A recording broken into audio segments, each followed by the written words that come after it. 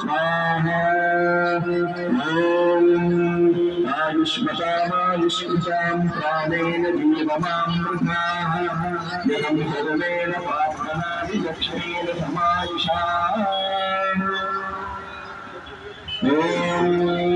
ब्रह्मचर्येण तपसा देवा मृत्युमुपाभृत इन्द्रो ब्रह्मचर्येण देवेभ्यः शरावराः स्वाहा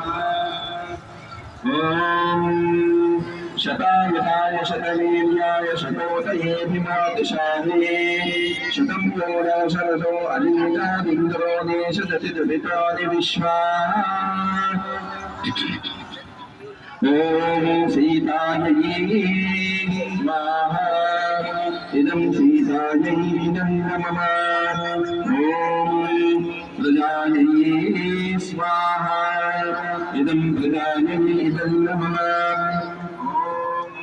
क्षमायै स्वाहा इदं क्षमायै नमः ॐ भोग्यै स्वाहा इदं भोग्यै नमः వేసినటువంటి మాటలలో మనము భగవంతుని ప్రార్థించింది ఏంటని తెలుసా? సమస్త ప్రాణులకు అనేక రకాలైనటువంటి ఆరోగ్యప్రదమైనటువంటి ఆహారాలను ప్రసాదించమని. ఇక్కడ స్వాహ అనేటువంటి పదం వచ్చింది కదా. సీత అంటే రామచంద్రుని పక్కకున్నటువంటి సీతామాత అని కాదు. సీత అంటే ఇక్కడ భూమి అనర్థం. భూమి మనకందరికీ కావలసినటువంటి